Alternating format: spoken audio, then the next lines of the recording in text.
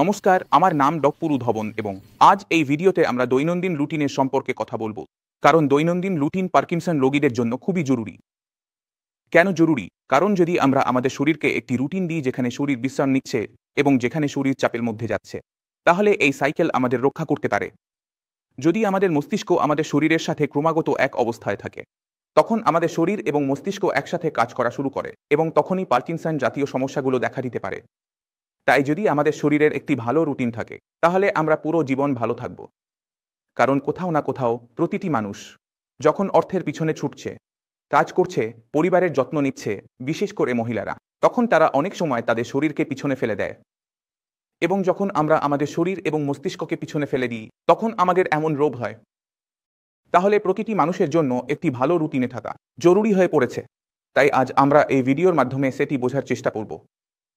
তাহলে শুরু করি প্রথমে যে ধরনের রুটিন হওয়া উচিত এবং এর গুরুত্ব কী। আমাদের মস্তিষ্ক এবং শরীর একটি নির্দিষ্ট পরিমাণ চাপ নিতে পারে।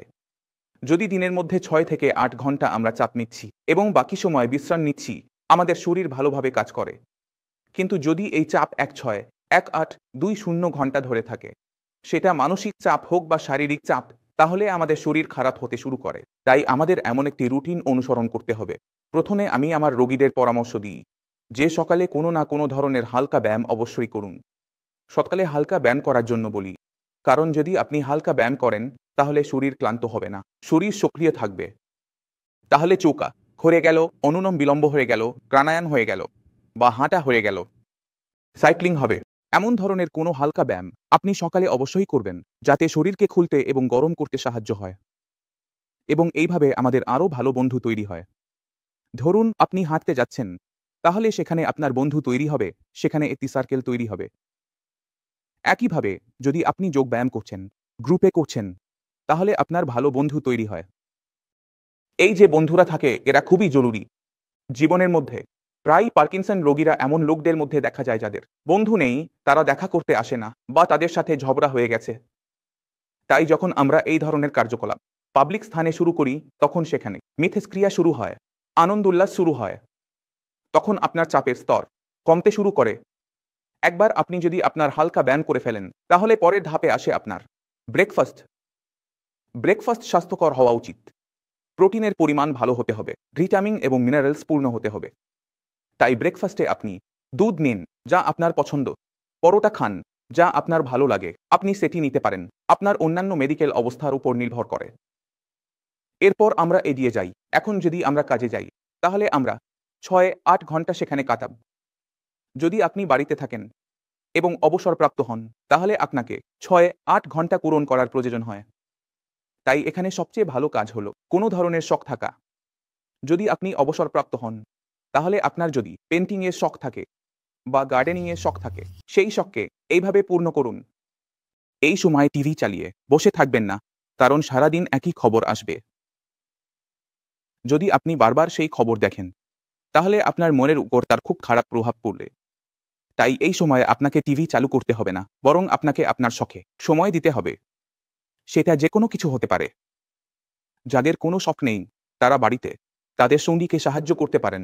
সেটা আপনার কাপড় ধোয়া হোক, ধুলো মোছা হোক বা ঝাড়ু দেওয়া হোক, যে কোনোভাবে আপনি সাহায্য করতে পারেন। রান্নাঘরে সাহায্য করতে পারেন। কিন্তু সেই সময় আপনাকে টিভি বা স্ক্রিন টাইম দিতে হবে না। এরপর যখন আমাদের দুপুরের সময় আসে, একটু খাবার খাওয়ার পর ১-২ ঘন্টার জন্য আপনি একটি ছোট্ট ন্যাপ নিতে পারেন এবং নেওয়া উচিত। যদি আপনি অবসরপ্রাপ্ত হন এবং দুপুরে খাবার খাওয়ার পর ঘুমান, তাহলে এটি আপনার শরীরের জন্য ভালো হবে, কারণ এটি আপনার শরীরকে আবার শুরু হতে সাহায্য করে। তাহলে আপনি কি করেছেন? দুপুরের খাবার খাওয়ার পর একটু ঘুমিয়ে নিলেন, তারপর চা খাওয়ার পর আপনি এখন কি করবেন? এখন আপনি আপনার স্বাস্থ্যকে আবার সময় দেবেন, আপনার শরীরকে আবার সময় দেবেন, কারণ সময় হয়েছে ৫-৬। এই ৫-৬ সময় সূর্য ডুবে গেছে। এই সময়টা খুব ভালো যে আপনি বাইরে গিয়ে ভালোভাবে ব্যায়াম করতে পারেন। কারণ এই সময় যদি আপনি ৫-৬টায় বাড়ি থেকে বেরিয়ে ব্যায়াম করছেন, সাইক্লিং করছেন বা কোনো ভারী ব্যায়াম করছেন, জিমে যাচ্ছেন, তাহলে আপনার শরীরকে পুরো সময় দেওয়ার সুযোগ পাবেন। যারা কাজ করতে যান, তারা প্রায় ফিরে আসার সময় একটু ক্লান্ত হয়ে পড়েন, তাই তাদের সময়ের একটু অভাব থাকে। তাই আমি চাই, যখন আপনি কাজ থেকে ফিরে আসেন, একটু বিশ্রাম করার পর আপনি আপনার শরীরকে সময় দিতে শুরু করুন।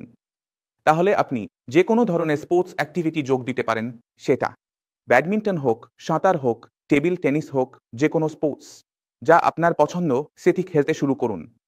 আপনাকে আপনার শরীরের ওজনের দিকে খেয়াল রাখতে হবে, আপনার জয়েন্টসের দিকে খেয়াল রাখতে হবে এবং সেই অনুযায়ী আপনাকে একটি স্পোর্টস নির্বাচন করতে হবে যা আপনার শরীরের জন্য উপযুক্ত। যদি আপনি এগুলো সব করতে পারেন তাহলে আপনি দেখবেন যে আপনার শরীর সন্ধ্যা পর্যন্ত খুব বেশি ক্লান্ত হয়ে যায়, কারণ আপনি স্পোর্টস খেলেছেন, আপনি ব্যায়াম করেছেন।